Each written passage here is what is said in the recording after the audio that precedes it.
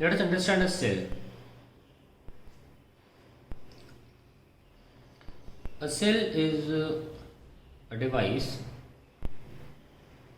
which is able to maintain a steady potential difference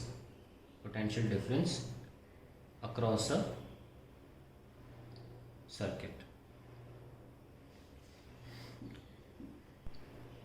अब cell से related दो words बहुत इंपॉर्टेंट होते हैं. एक होता है ईएमएफ और एक होता है पोटेंशियल डिफरेंस. दोनों में फर्क होता है.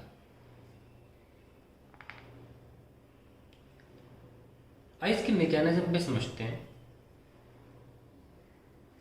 अक्सर हम एक सेल को एक बड़े लाइन से छोटे लाइन से दिखाते हैं. ये जो बड़ा लाइन होता है ये पॉजिटिवली चार्ज प्लेट माना जाता है, सेल का एक इलेक्ट्रोड माना जाता है, और छोटा वाला माइनस. बाय सम केमिकल बोल लें, चाहे इंटरनल केमिस्ट्री बोल लें, इंटरनल केमिस्ट्री और से internal mechanism,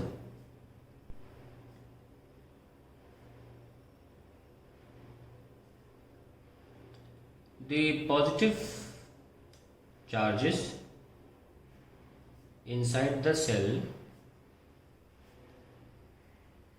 are pushed towards, मान लीजिए प्लेट ए और ये बी है, okay, pushed towards plate A and the negative ions, क्योंकि सेल के अंदर इलेक्ट्रोलाइट होता है उसमें आयंस होते हैं और दोनों ही कैपेबल होते हैं करंट प्रोड्यूस करने के. And push towards plate A and the negative ions are pushed towards plate B. तो ऐसा करते हैं. Let the force which does so, जो ये काम कर रहा है कि पॉजिटिव चार्जेस को इधर लेकर आता है और नेगेटिव चार्ज ऑब्वियसली को उधर लेकर आएगा, be denoted by F B, called the battery force, called the battery force. As the positive charges get deposited on the plate A and negative charges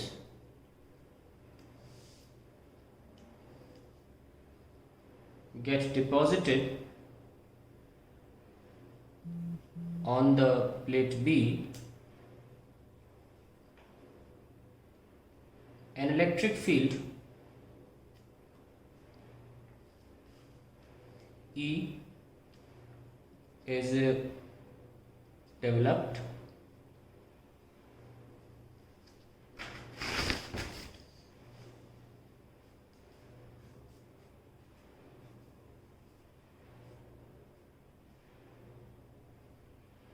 between A and B. तो battery force यहाँ काम कर रहा था और करते करते क्या किया उसने, एक इलेक्ट्रिक फील्ड यहाँ शुरू कर दी प्रोड्यूस करना डिपोजिशन की वजह से. This electric field now begins to exert force on the ions and resist further deposition of positive Q charge on plate A and negative Q charge on plate B. बड़ा basic सा simple है, से logic है. Battery एक internal mechanism की मदद से plus ions को यहाँ ला रही थी और माइनस आइंस को यहाँ।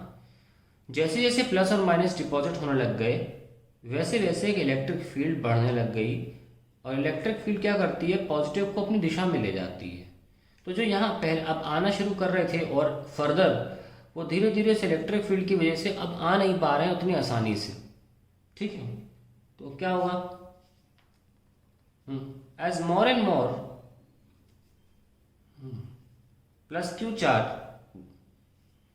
Deposits on plate A, more is the electric field produced. At a steady situation, एक वक्त ऐसा आएगा जब ये जो फोर्स है और जो इलेक्ट्रिक फील्ड की वजह से फोर्स है बराबर हो जाएगा, वो स्टेडी सिचुएशन है। At a steady situation the force due to electric field, जिसको हम बोल सकते हैं Fe equals to QE, balances the battery force FB.